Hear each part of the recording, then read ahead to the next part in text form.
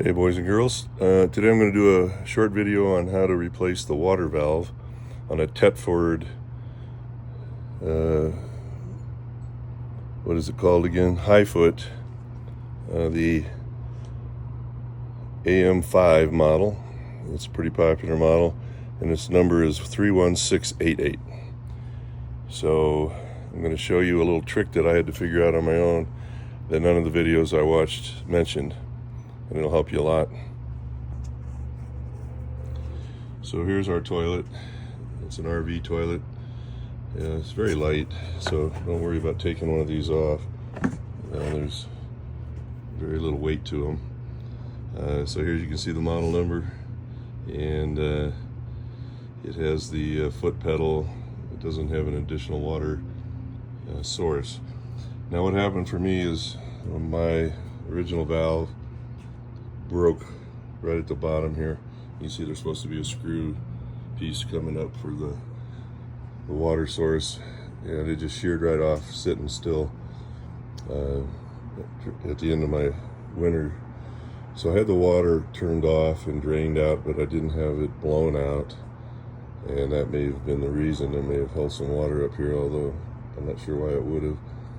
But anyway, it sheared off. These pieces, or these water valves, can be as much as $80 to $100 depending on who you buy it from. I got it on eBay for about 20 bucks, so do shopping around. And the part number on this is 31075. So that's the one you want to look for this toilet.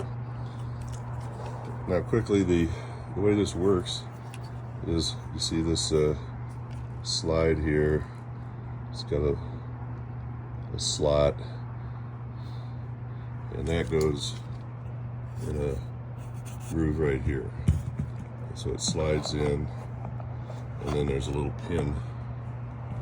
Easier to see on this one. There's a little pin right there that pops into the fixed base.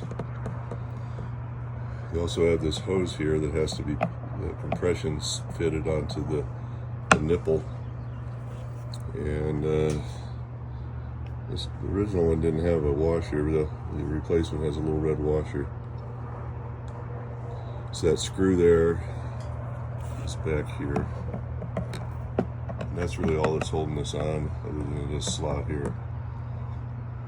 So the trick is, the trough, taking it apart's not too hard. You basically have to disconnect this pin, which is bent at an angle so it'll stay in, and then you unscrew it and disconnect your hose, pull it apart with spare pliers so don't damage it though, and then this whole thing here just slides out.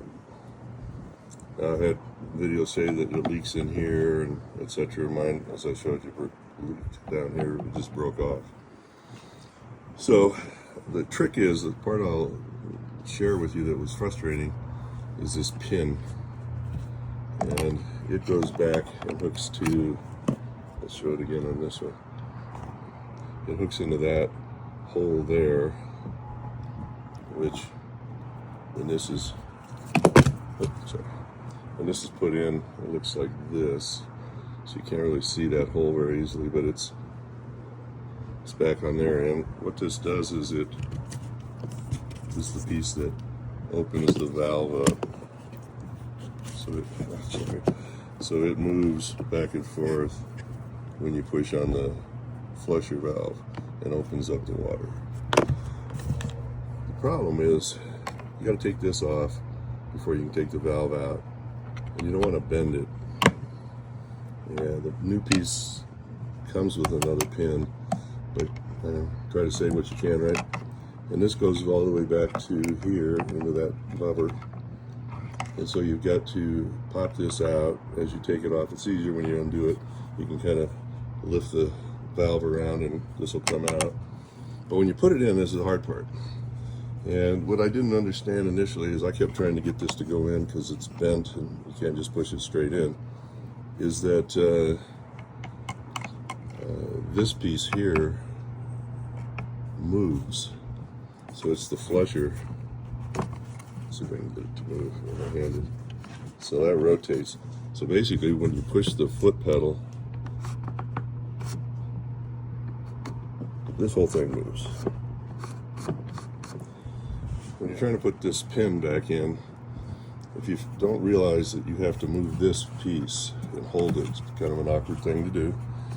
To get it far enough away so that this isn't too tight. That's the piece of the puzzle that you needed to know. I even wrote on there to remind myself. So when you're putting this on, get it. It's hard to slide in with the pin in.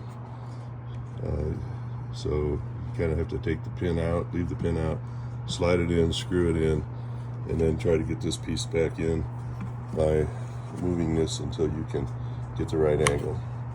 Anyway, hope that helps, and good luck with everything in your RV.